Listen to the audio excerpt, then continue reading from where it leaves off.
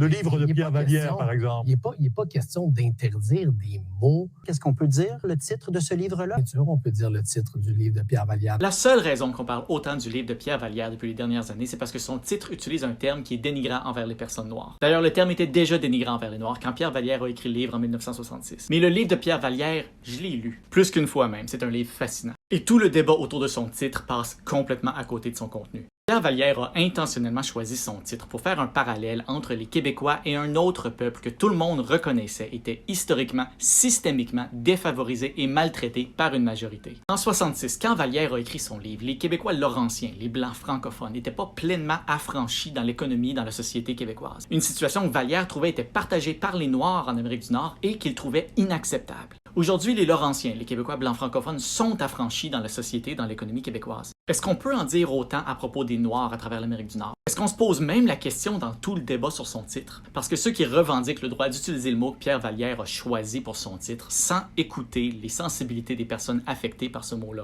ils vont complètement à l'encontre des principes derrière le livre de Pierre Vallière, chose qu'ils sauraient s'ils avaient lu plus que le titre. Évidemment, j'ai choisi de pas invoquer le terme dans cette vidéo. Ça veut pas dire que je pense qu'il y a aucun contexte où on peut le faire ou même qu'on devrait le faire. Mais dans le contexte d'une vidéo TikTok lancée au grand public, je préférais pas. Parce que moi, ça m'affecte pas. Mais il y a des gens que je connais, que je sais qui sont raisonnables, qui me disent que pour eux, c'est vraiment désagréable. Ce que j'en comprends, c'est parce qu'ils se sentent dans la même situation que Pierre Vallière décrivait dans son livre.